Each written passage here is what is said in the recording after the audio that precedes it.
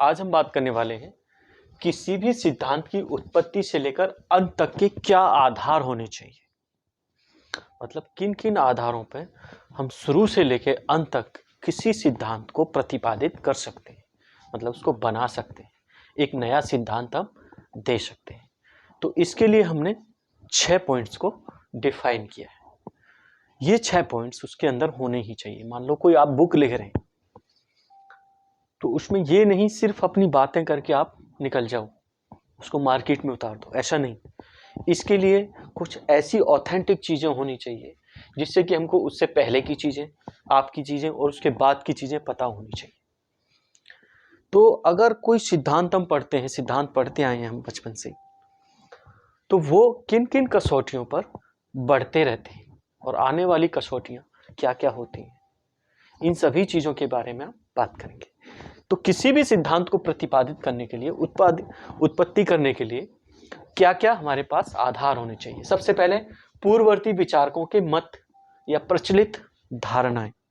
अगर आप कोई सिद्धांत पढ़ रहे हैं या कोई सिद्धांत बनाना चाहते हैं तो उसमें क्या करेंगे सबसे पहले आप देखेंगे कि पूर्ववर्ती, अगर कोई सिद्धांत अपना बनाना चाहता है, अगर कोई अपना सिद्धांत बनाना चाहता है, बहुत सारे सिद्धांतों को पढ़ लिया, किसी में देखता है कि ये चीज़ ठीक नहीं है, किसी में बेहतर लगती है कुछ चीज़ें, तो उनका कोई चीज़ उसको ठीक नहीं लगती तो वो उसकी आलोचना करता है, क्रिटिसाइज करता है, और कोई चीज़ अगर उसको ठीक लगती है तो वो उसको समर्थन देता है। तो इस तरह से कुछ जगह पर कुछ सिद्धांतों का विस्तार होता है और कुछ जगह पर कुछ सिद्धांतों की आलोचनाएं होती हैं। ये सभी उन सभी सिद्धांतों के बारे में हमारी धारणाओं को बताते हैं कि हम किस तरह से उनको ले रहे हैं और किस समय पर हम उनको एक्सेप्ट कर रहे हैं। जब वो लिखे गए थे उस समय और आज की परिस्थितियां क्या है, क्या वो सेम है, नहीं है।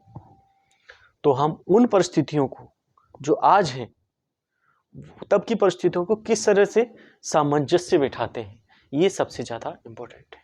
क्योंकि हो सकता है कोई सिद्धांत 2000 साल पहले दिया गया हो, तो उसमें क्या होगा, आज वो ऑथेंटिक पूरी तरह से तो नहीं होगा, थोड़ा बहुत तो हो सकता है, पूरी तरह से ऑथेंटिक नहीं होगा। तो इसी को देखते हुए हम सिद्धांतों के किस तरह से एक नया सिद्धांत प्रतिपादित कर सकते हैं हम चाहें तो। इसमें जो फिलोसोफर होते हैं, जो पीएचडी करते हैं, उनको अपना कुछ न कुछ एक थीसिस लिखने होते हैं उनको, उसके अंदर अपना भी बहुत सारे व्यूज़ देने पड़ते हैं, तब उनको डॉक्टरेट की उपाधि दी जाती है। तो उनके लिए भी ये बहुत इंपॉर्टेंट रहेगा कि अगर हम करना चाहते हैं तो किस तरह से आगे बढ़ सकते हैं। देख लेते हैं। इसमें पहला पॉइंट है पूर्ववर्ती विचारकों के मत, प्रचलित धारणाएं।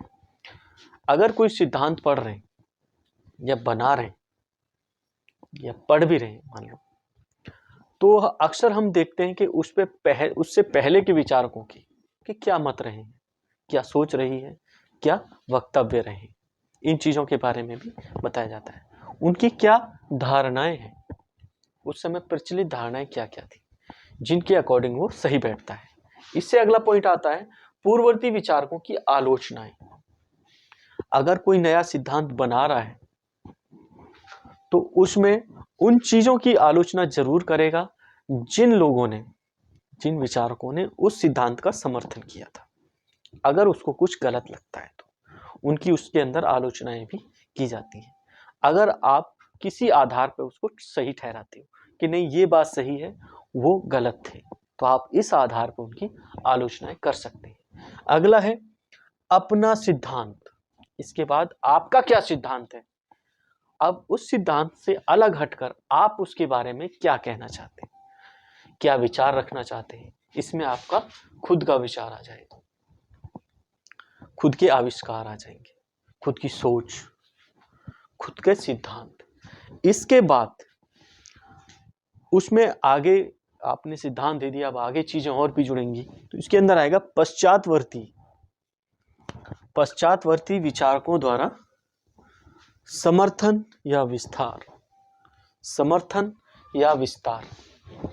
अब जो भी सिद्धांत आया या तो उसका समर्थन किया जाएगा तो उसमें बहुत सारे विचारकों द्वारा बहुत सारी चीजें और जोड़ दी जाएंगी।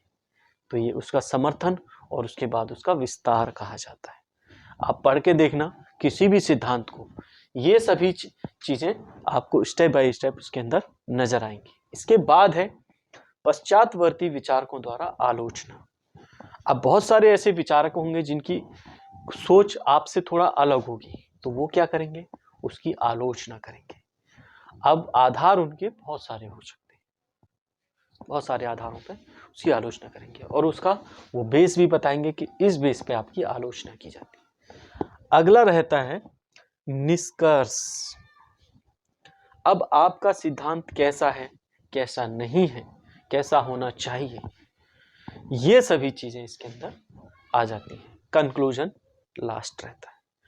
तो ये थे किसी भी सिद्धांत को शुरू से लेके आखिर तक किन किन आधारों पे हम बिठा सकते हैं, उनको देख सकते हैं, उनको पढ़ सकते हैं। ये सभी आधार किसी भी सिद्धांत में बहुत जरूरी होते हैं।